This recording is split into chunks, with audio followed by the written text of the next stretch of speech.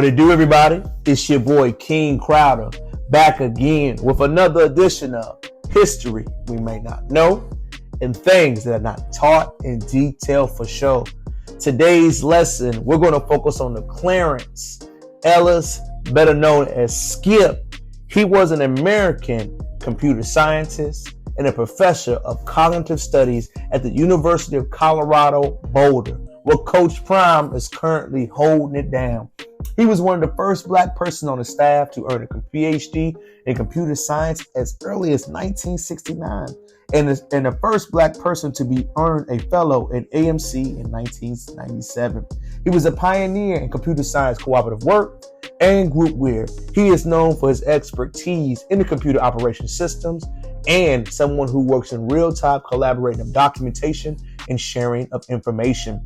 Clarence Skip Ellis was born in Chicago, stand up, in 1958. At the age of 15, he applied for a graveyard shift as a computer operator at a manufacturing firm. He earned money to help his family, as many black Americans had to do at that time. He had to do what he do to meet ends meet. And around this time, we know hardship and other things were going on.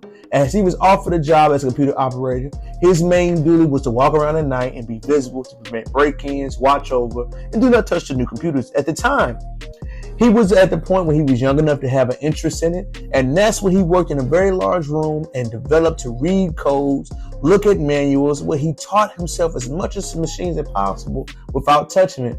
2 months into the job, Ellis helped the company through an emergency. They had to run uninsured punch card and the need to make the payroll processing work the next morning. During this emergency, Ellis was able to know how to recycle the punch card. He lifted the hood of the computer and disabled the circuit computers and allowed the punch card to be recycled.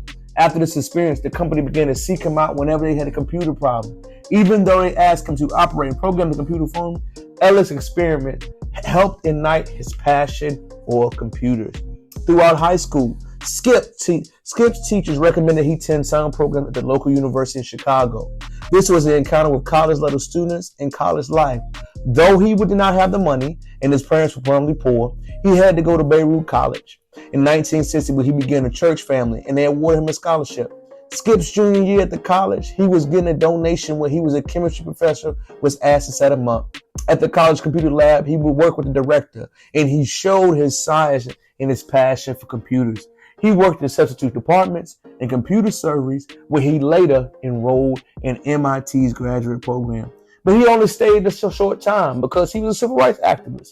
And eventually he attended the University of Illinois Champaign, where he worked in hardware, software, and computer desks, where he was the first black American to earn one of his roles and worked under the great David Miller.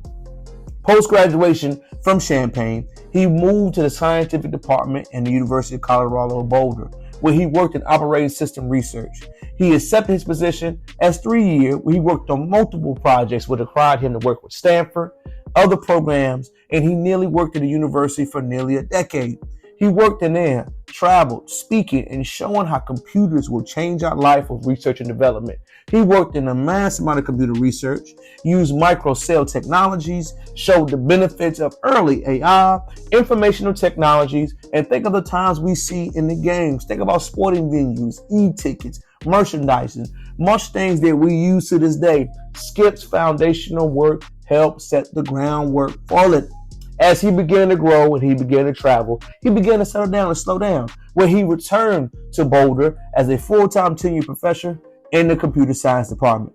There he continued his group work, and particularly for the next generation. He wanted to make sure workflow systems operated smoothly and correctly. He wanted to teach his students how to make this and share his passion and information for his students. While he was at Boulder, he wanted to encourage other ethnicities to inspire his environment.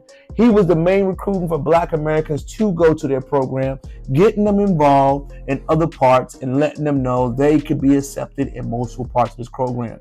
Later on in his life, Skip began to get his passion for travel. He worked years later in Ghana, where he died unexpectedly at the age of 71 during his flight home on May 17, 2004. His publication, his love, his passion, his artwork, his desire, and his friendship lasted him a long time. Skip was dedicated to his work, his craft, and what he did to excel in multiple parts of the computer hardware systems. He was an icon of his day, an icon of his era, a civil rights activist, and a Chicago native. Ellis, Skip Ellison, deserves his flowers for what he did in his pioneer groundwork in the field of computer sciences. Did you know about him? Have you been educated about what he did with his groundwork? Many Black Americans have contributed so much to this country, and we do not teach how successful they have been and how groundbreaking their research has helped us move forward.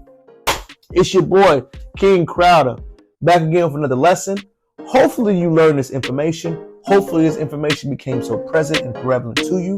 I hope this information is beneficial to you in your life, and I hope this information will help you move forward. It's your boy, checking out. Until next time, peace.